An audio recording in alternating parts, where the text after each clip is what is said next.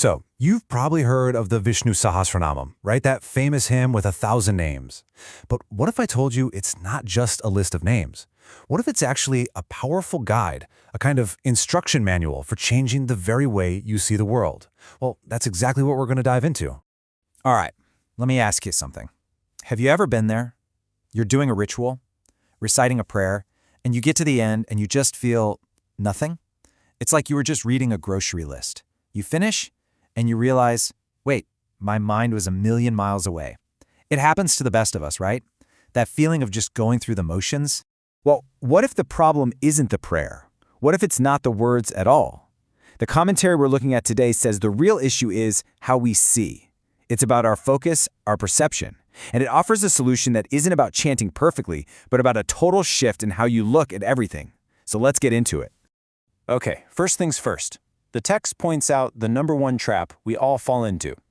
When we chant without really focusing inside, the whole thing just becomes, well, a habit, a mechanical, empty habit. You know what I mean?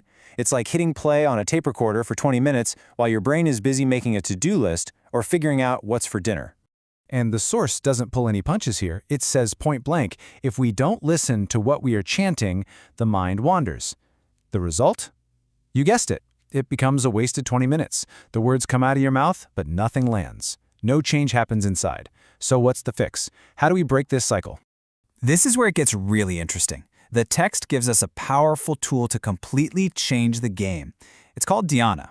And really, it's the art of seeing, of active, focused visualization. This is the key that unlocks the whole thing, turning that mindless recitation into a deep, meaningful meditation. So here's the how-to.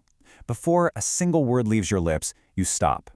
The instruction is to build a picture, a really clear image, in your mind. You visualize the divine form of Vishnu. You picture that deep, cosmic blue skin, the brilliant gold of his ornaments. You see his calm, smiling face, his forearms holding the conch, the discus, the mace, and the lotus. And here's the most important part. You have to hold that image in your mind while you're chanting. Each name connects back to that picture.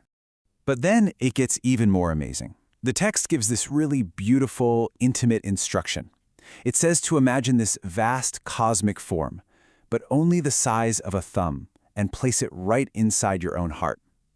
Think about that for a second. This isn't about praying to some far-off God in the heavens. It's about finding and connecting with that divine spark right inside of you. Okay, so that visualization practice, it's actually the stepping stone to an even bigger, more mind-bending idea. It all comes back to the title itself, the 1,000 names.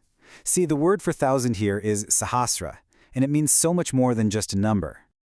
Sahasra isn't literally 1,000. Philosophically, it's a symbol. It stands for the idea that one single divine reality shows up or manifests in 1,000, or really an infinite number of different forms. It's kind of like a secret code for seeing the one in the many. Let's break it down. Imagine there's just one thing, one single divine essence that underlies everything, the one true reality. And that one thing, it's the source of everything, and it's in everything. It shows up in 1,000, a million, a billion different forms. So what does that really mean? It means the divine isn't just in a beautiful temple or a statue. According to this philosophy, that exact same essence is in your friend and your enemy. It's in a snake, it's in a tiger, it's literally in every single thing you see, hear, and touch. And boom, that's the core teaching right there. If that one divine spark is in everything, then every single name and every single form in the entire universe is, at its core, divine. This is a huge shift, isn't it? It takes us from looking for God in just a few special places to seeing the divine in absolutely everything. So what do you do with an idea that big? Well, this is where the rubber meets the road. This is the real point of the whole practice. You have to take this new way of seeing off the prayer mat and carry it with you into every single moment of your day. The source makes it crystal clear. That 20 minutes of chanting, that's just the warm-up. That's your training session. The real practice is to look at the world around you and see it as Vishnu, as the divine. It's about looking at every person, every place, every single thing that happens to you and trying to see that one divine essence reflected back at you. But there's a catch, a warning. If you only have this amazing vision when you're chanting, and then you stand up and it's gone, well, then it's just an idea. It's just knowledge in your head. It never becomes a real, lived experience that actually changes you. You lose all your progress in between sessions. It's the continuity that makes all the difference. Okay, but wait. This brings up a pretty big question, right? The world is always changing. It's messy. There are good times and bad times. So how can something eternal and perfect be in all of that chaos? How can the divine be present in something so temporary? The text has a brilliant answer for this, and it's the anchor for this whole philosophy. It gives us a name that is also an idea, Achyuta.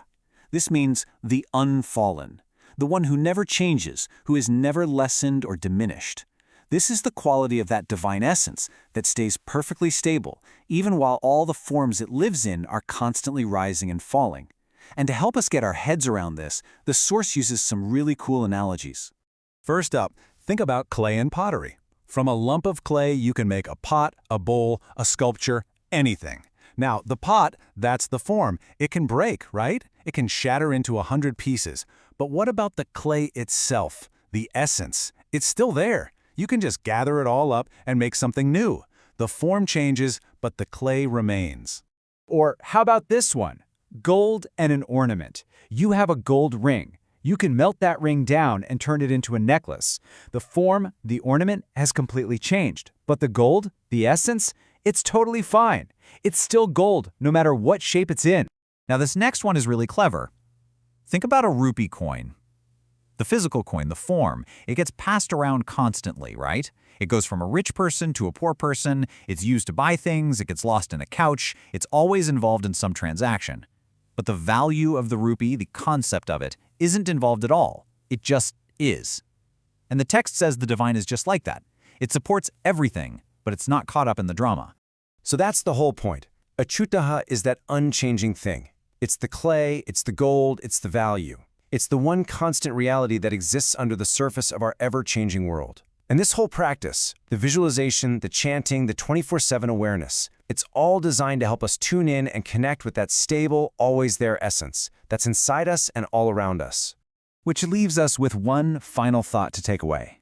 This ancient philosophy isn't just giving us information to learn, it's giving us an instruction, a challenge. It's an experiment in how we see things. It's asking us to go out into our day and just look. So the real question isn't what does the text say? The real question is, what could you see today? In the people you meet, in the world around you? What would you see if you really, truly chose to look for that divine, unchanging spark?